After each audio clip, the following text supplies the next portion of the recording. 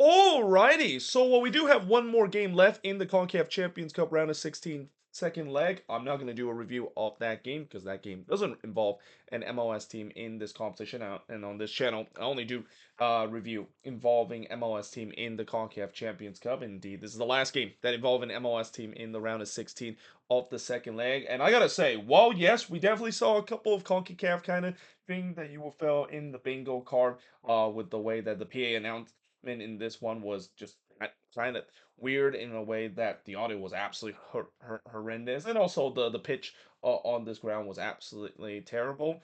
It just didn't feel like this was a competitive game in the second leg. It felt like it's kind of one of those preseason tour that Inter Miami have gone in the past, where they visit different country and pretty much these country have their stands completely full because they're there to see the greatest player of all time play in this one. And while he definitely played in this game, and I was kind of surprised that Messi actually got more minutes than I thought he is. You can also sense that, yeah, the crowd was definitely there for him, and that I'm pretty sure when we saw him score late in this game, I wouldn't be blaming people saying that that was kind of a scripted event, judging how this game turns out.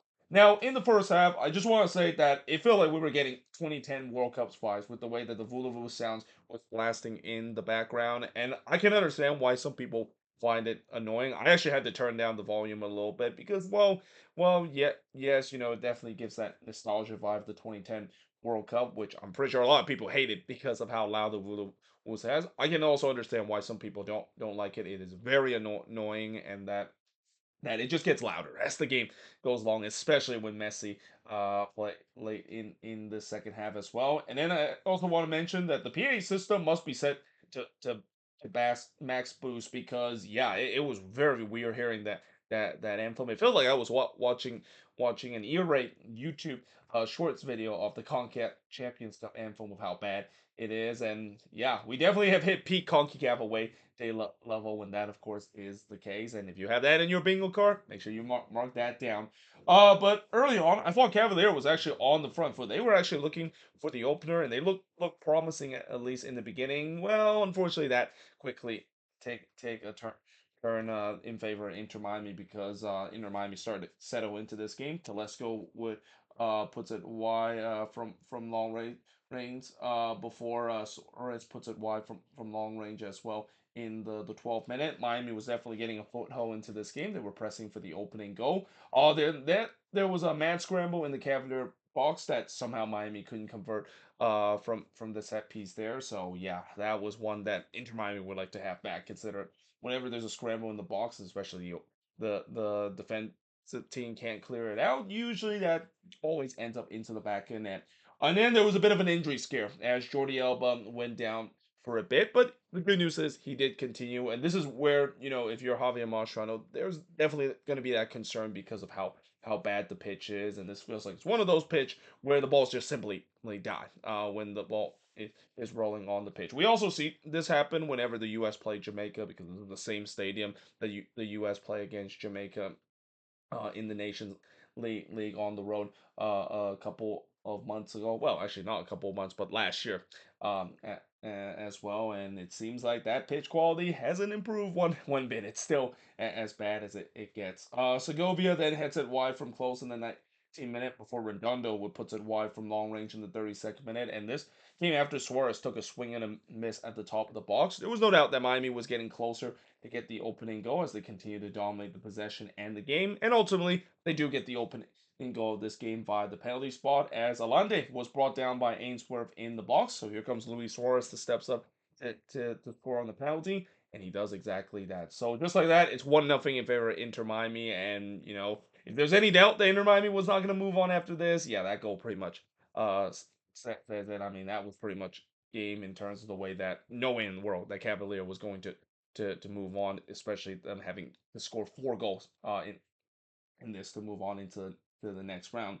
And then Suarez goes on his bike there trying to score a spectacular goal, but miss wide before Alande would head to wide from close range as Miami was pressing for another before we head to halftime. But we do head to halftime with Inter Miami leading 1-0. In the second half, we saw footage of Messi basically warming up, and yeah, you can definitely see the Messi chant was ringing out inside the stadium. I'm kind of surprised it didn't ring out as much as I thought it would be, because with all the hype that is surrounded, you would assume the Messi chant would be ringing out throughout this game. But yeah, when it was warm up, you can definitely see that the 30,000 so inside the stadium, that is clearly to see the goat there. They were getting very excited because they're about to witness him. And again, I think they witnessed him a little bit sooner than I thought he would be. I thought he would probably get maybe 30 or 20 minutes of this game, not almost the entire second half.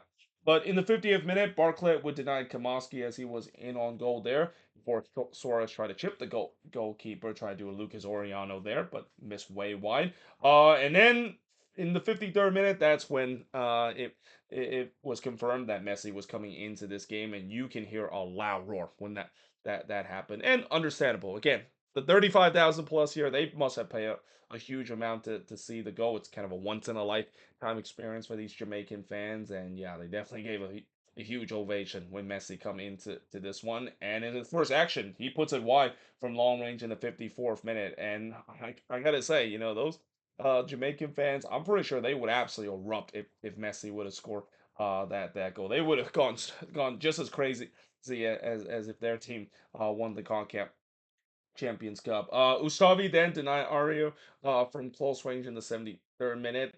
Cavalier, to be fair, they were still pushing late to try to at least get an equalizer in front of their home supporter. And I put home with a quotation mark because, let's be honest, most of the fans there are definitely there to root for them, but they're mostly there just to see Messi score and hope that Miami gets the win.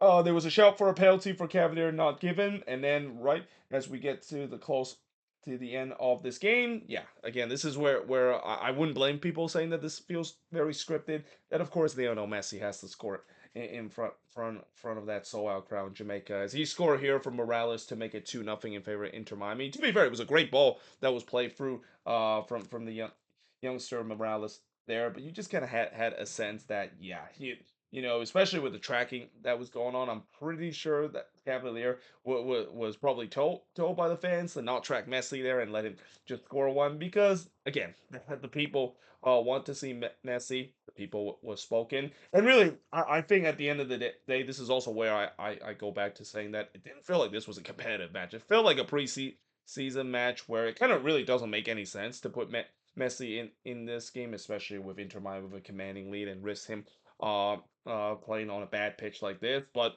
again, the people have spoken. The people want to be there and pay a huge amount of money, and there would be a lot of backlash if this didn't happen. So yeah, it did happen, and even more, the fans got what they wish, seeing him score, and yeah, that stadium absolutely erupted in joy. That was probably the loudest we heard in terms of that stadium celebrate throughout the entire game, and rightfully so. And yeah, in the end, Inter Miami, they win 2-0 in this one, just like they did in the first leg, and move on to the next round where they're going to be facing against LAFC. Something tells me that's going to be an interesting clash, and maybe even be a preview of MLS Cup heading into this year as well. But the shots in this one, yeah, it was not even close. 19 shots for the just three that Cavalier has. One shot's on goal for the six that Miami has. It's pretty clear that those Cavalier players, they were just happy upbeat being there. It was just a messy show throughout this one.